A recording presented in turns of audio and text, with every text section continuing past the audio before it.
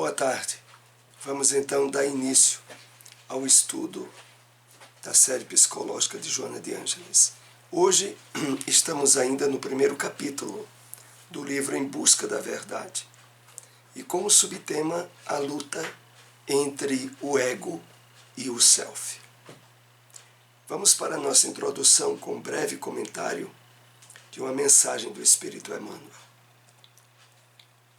Extraída do livro O Evangelho comentado por Emmanuel, Cartas de Paulo, a passagem referente à Carta aos Romanos, capítulo 2, versículo 6. Devotados instrutores espirituais não apenas te amam e te protegem, todavia esperam também por teu aperfeiçoamento, a fim de que lhes expresses no mundo a mensagem de cooperação e de amor. Então vamos aqui fazer alguns apontamentos para preparar a introdução do nosso estudo. Emmanuel nos esclarece sobre algo da máxima importância: o amparo, a assistência espiritual que espíritos benfeitores, instrutores devotados, nos acompanham, nos amam, nos protegem. Mas, por outro lado, esperam a nossa cooperação em podermos ser instrumentos de obras, de mensagens, de exemplificação do ensino do Evangelho do Cristo. Então há de considerarmos a existência de uma atuação de mão dupla. Se por um lado eles nos amparam e se devotam a nós, por outro lado, esperam que nos esforcemos ao máximo para ser instrumentos do bem, para ser auxiliares de objetivos e de metas que eles tenham para realizar entre nós.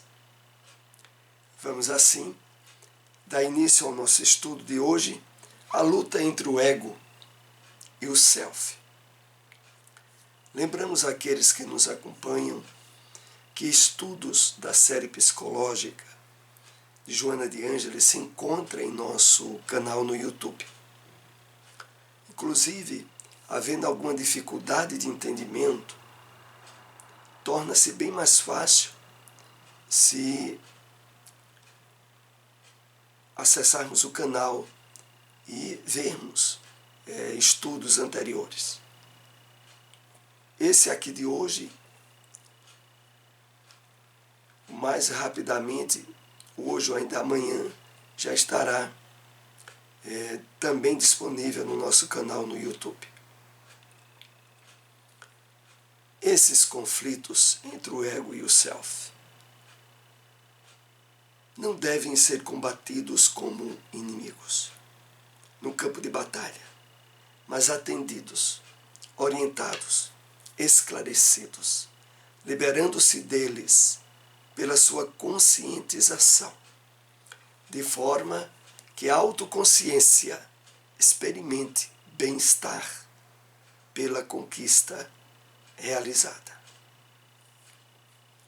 Então, a grande questão do trabalho espiritual, do esforço de reforma íntima, de melhoramento espiritual nosso, não diz respeito a combates, a inimigos externos a nós,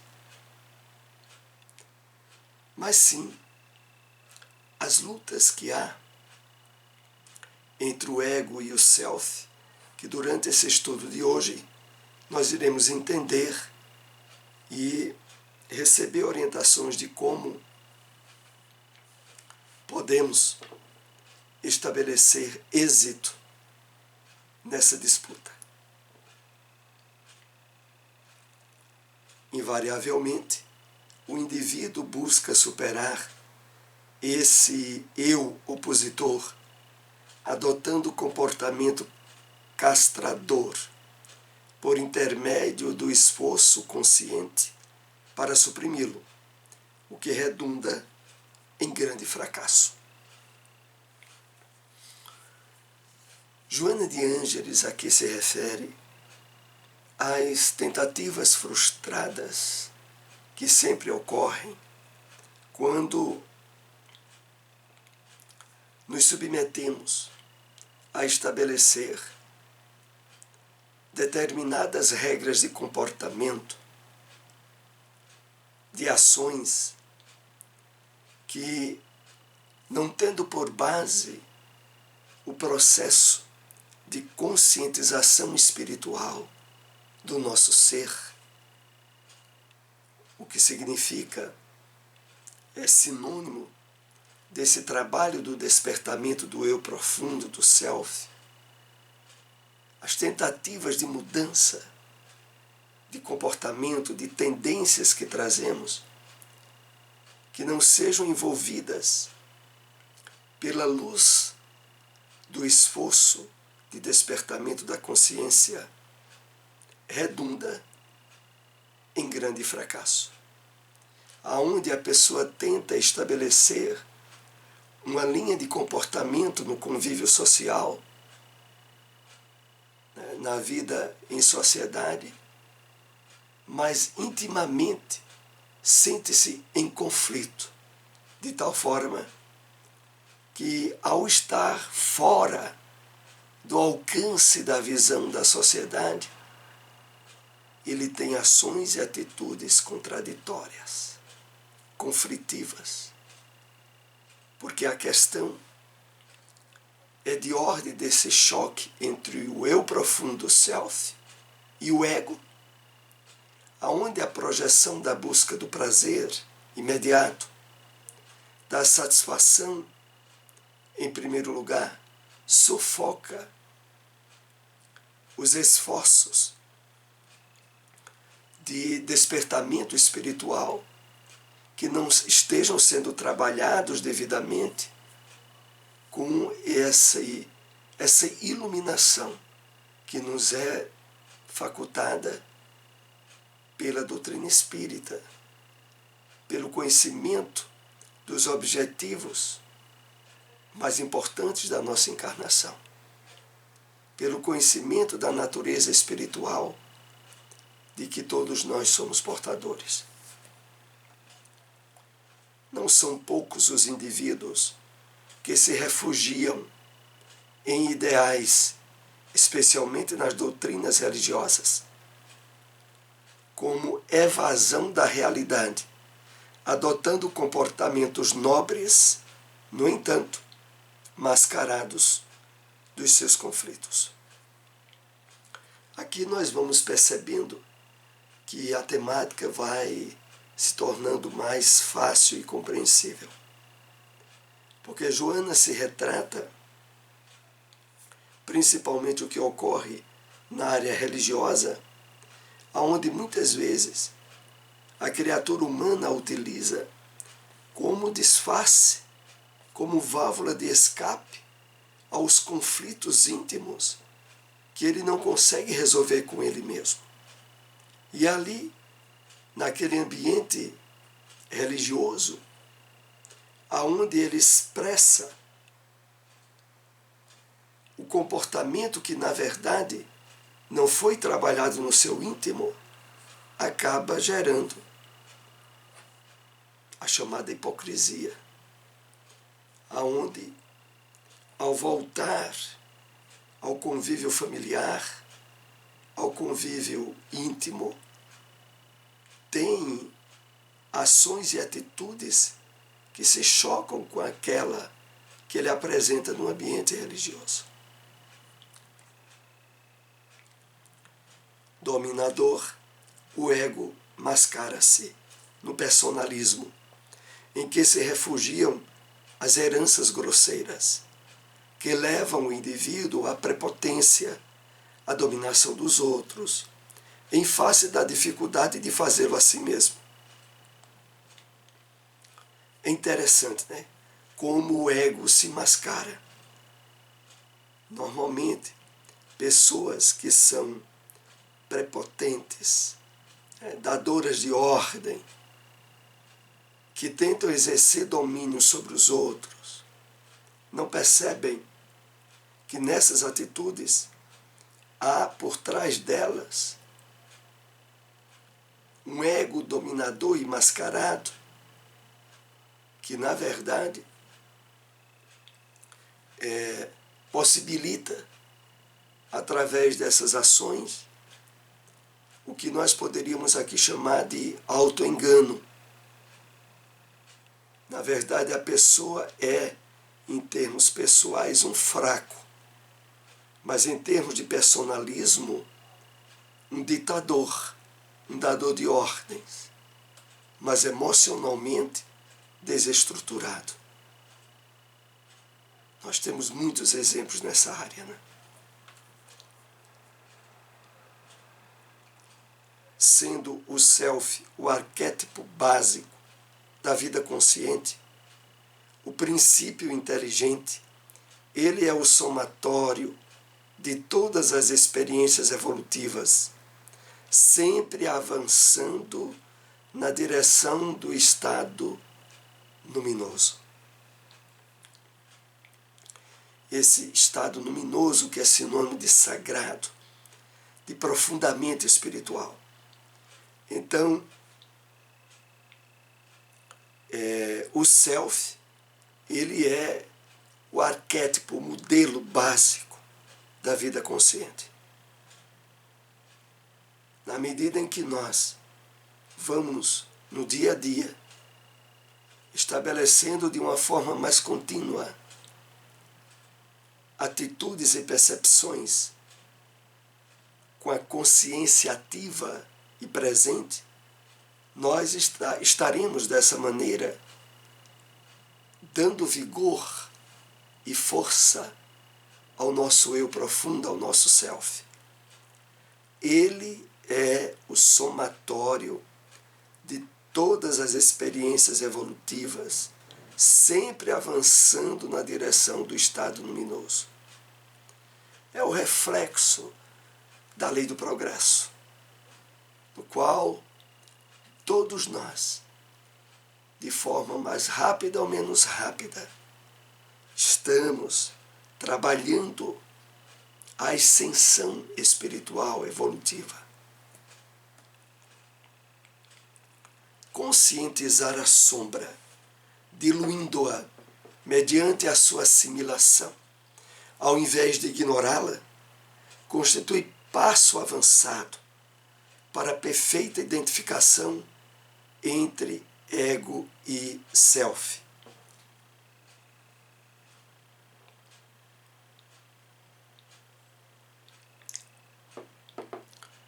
Conscientizar a sombra é sinônimo de não querer camuflar nem negar a si mesmo imperfeições e tendências negativas que o nosso comportamento tenha, mas sim, percebendo-as, trabalhar o esforço de conscientização espiritual a fim de que a sombra vá sendo diluída.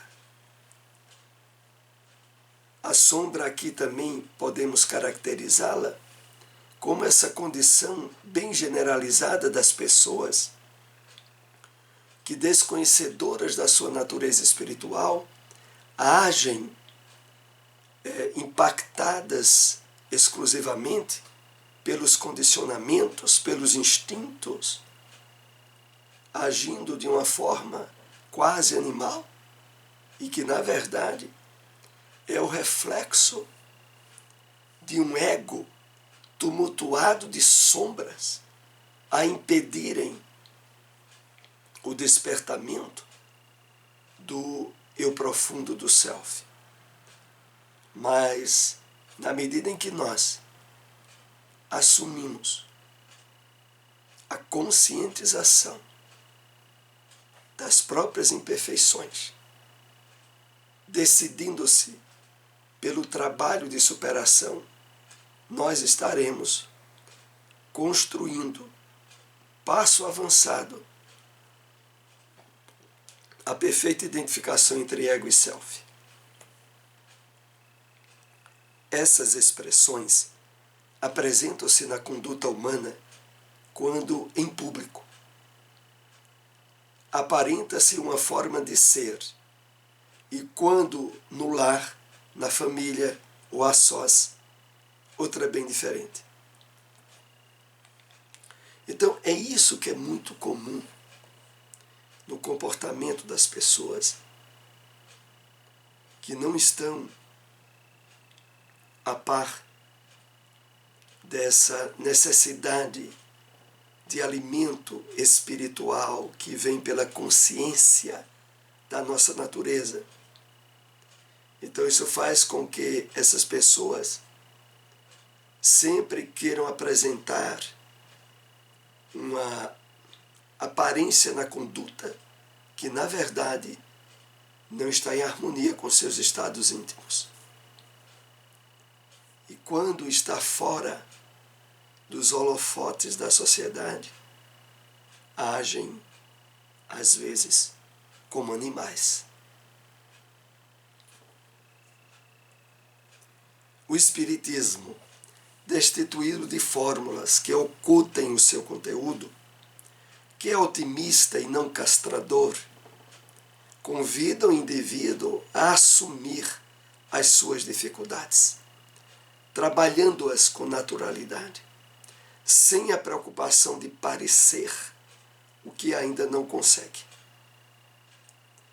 Então, a proposta da doutrina espírita é de, ajudando-nos no trabalho do autoconhecimento,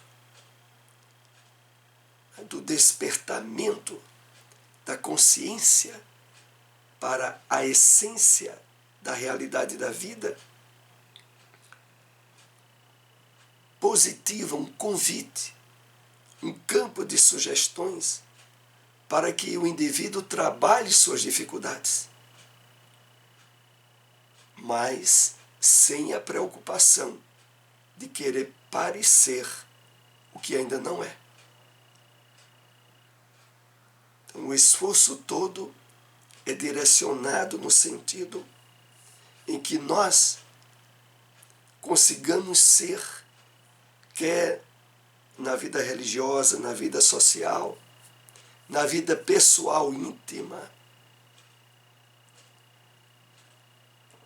o estabelecimento espontâneo e natural de um comportamento e de uma ação contínua que não sofra impactos dessa luta do self com o ego, mas que faculte a possibilidade realizadora, planificadora, de ser a mesma pessoa, não importando o local em que se encontra. É valioso o recurso terapêutico para a união de todos os opostos que passaram a fundir-se, dando lugar a um eu liberado dos conflitos que se pode unir à divindade.